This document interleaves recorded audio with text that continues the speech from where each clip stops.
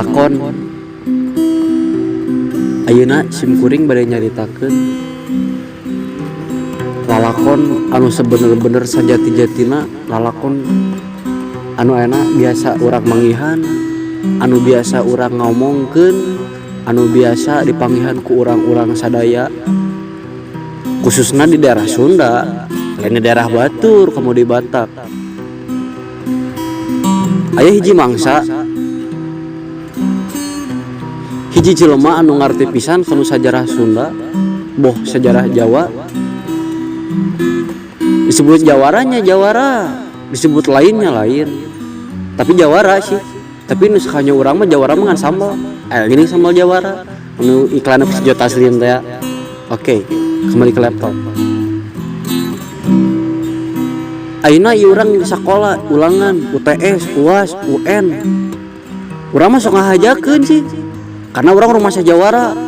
Ngahajakeun urang mah. Asup jam 1 kuduna, urang masuk jam 1:30. Batur manggeus ngerjakeun soal 25 siki, urang karek nulis ngaran. Ditanya ku guru urang pernah. Nah, sia kaberangan wae kelas 3 teh, tereh keluar sia teh.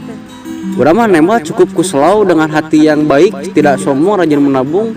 Urang nembal kieu, "Bu, Pak, da lalakon mah datangna paneuri."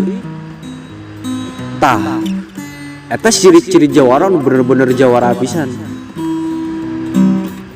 Pernah oge sih urang gerelut gitu jeung babaturan sorangan. Balat urang jeung balat urang gerelut. Ku urang mah diadukeun jeung lembur batur.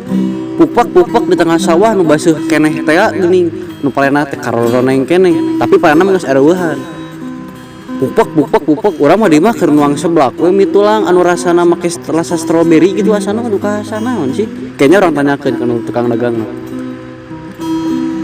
Barang di SMS di WA, ieu baturan maneh sebeak dihanap. Urang mah nyantai we kalem. Bae nuang seblak bae leumpang begitu datang baturan urang geus dihanap dicecer euy. Tapi urang masih kalem.